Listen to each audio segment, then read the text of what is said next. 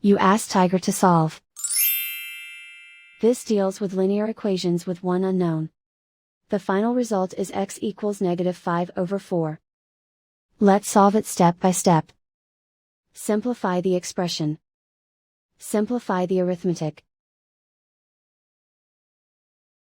Group all constants on the right side of the equation. Add 10 to both sides. Simplify the arithmetic.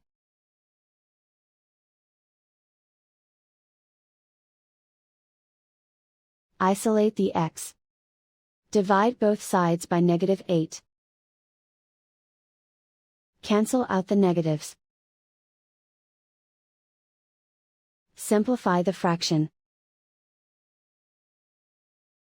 Move the negative sign from the denominator to the numerator.